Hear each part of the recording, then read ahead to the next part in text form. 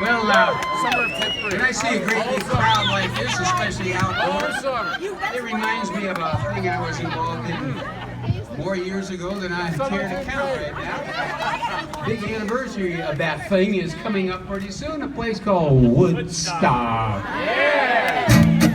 And I'll tell you the Cliff Notes version of this very long hippie story. Anyway, I got there on that day. We'd been promised a 9 p.m. Preferential spot on the bill on a Saturday night. And so I got there all happy and willing to, wanted to play in front of this big audience, 500,000 people. What they didn't tell me was, you're gonna follow the Grateful Dead. And some things in life are predetermined. I just really believe that. The stars are actually tie-dyed and patchouli. Because they lived up to everything I'd ever heard about them.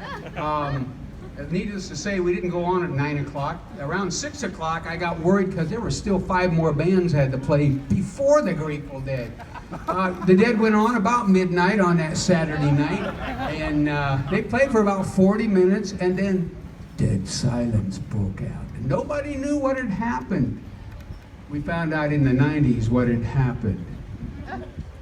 As they walked on stage, every member of the Grateful Dead took LSD. I know you guys work hard for your job, so the whole idea of it is like, Anyway, after an hour of silence, they started playing again in the middle of the night, in the middle of nowhere. They played another 45 minutes and they were done. I come running out, I'm ready to rock and roll. Oh, I look down here, I see a whole lot of folks look just like me, except they're naked. And they're asleep. The Grateful Dead had put 500,000 people to sleep. So I commenced to rocking and rolling, and I'm doing the best I can with my young hot band, and nothing much is shaking. Homer down here still sleeping.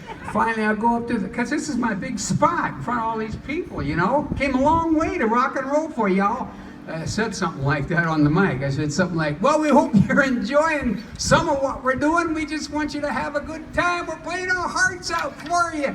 Way out there in the darkness, some guy flicks his lighter and he says, don't worry about it, John. We're with you. So I played the whole rest of my great big Woodstock concert for that guy. Then I went home and I wrote this song.